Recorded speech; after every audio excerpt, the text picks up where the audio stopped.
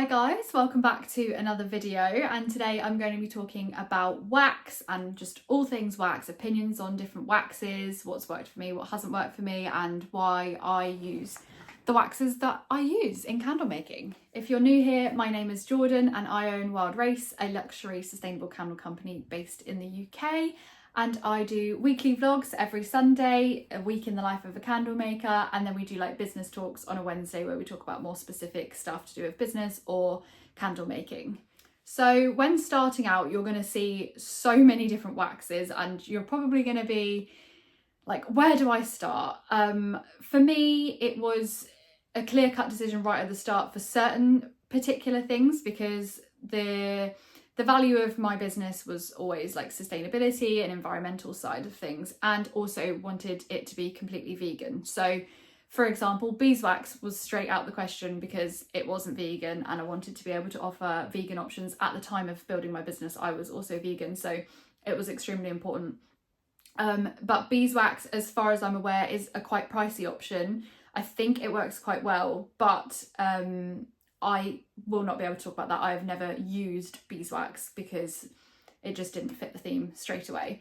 For me, the options were between soy, coconut and rapeseed wax. So I tested coconut. I find that coconut smells, it has its own smell to it already, which became a bit of a problem because it was mixing strangely with some of the oils that I was using. It just didn't smell right. But in terms of a sustainable wax, it's great. It's bang on. It's exactly how I would want a wax to be. It just had a bit of like, it smelled kind of nutty, which didn't work with the oils really. I haven't actually tested the rapeseed, but because I was reading a lot of reviews about rapeseed and I was finding that it, first of all, it has a bit of a yellowy colour to it, which I didn't really like. And it also apparently is quite oily and quite like, almost like butter. I don't know if that's true because I was scared off by those reviews and didn't want to do it because I thought it was going to be too soft, it's not going to have good glass adhesion. And at the same time, back then when I was testing, I was also making like dinnerware pillar candles, so I needed something quite hard and sturdy, which that didn't sound like it was going to be. Soy wax is very, very soft to work with as well, but I'm quite good with soy wax now. I know what I'm doing.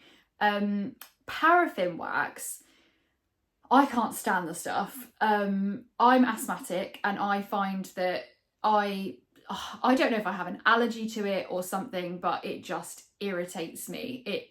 I struggle breathing with it.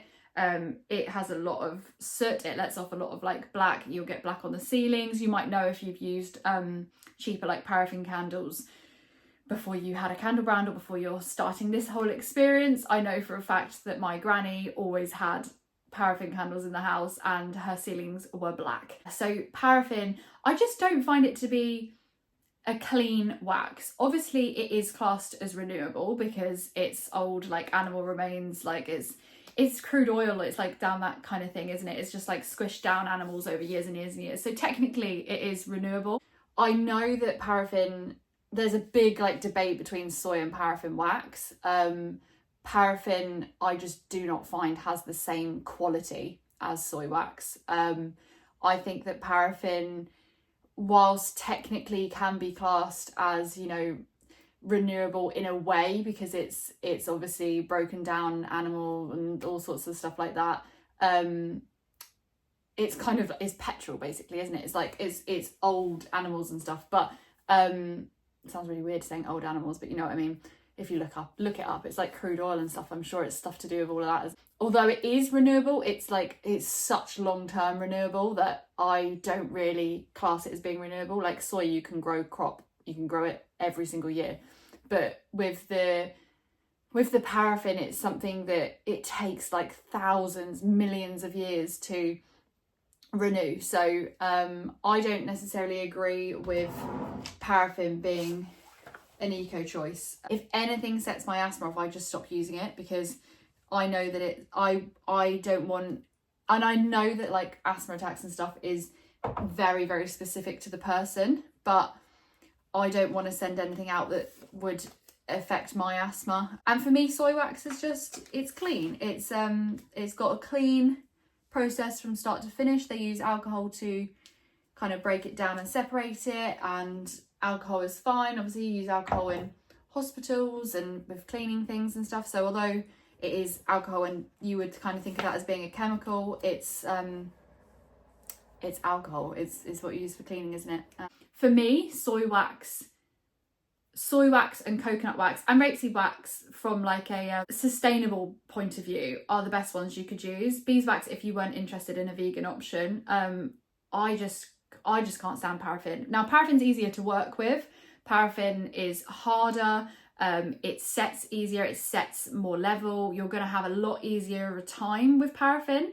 But if you have any allergies, if you're selling to people with allergies like me, to me it's just not worth the risk, you know. It's not worth it. I can't back it, because it really like affects me, and I can't stand behind a wax and say it's natural or it's eco or it's all this kind of stuff and it's clean.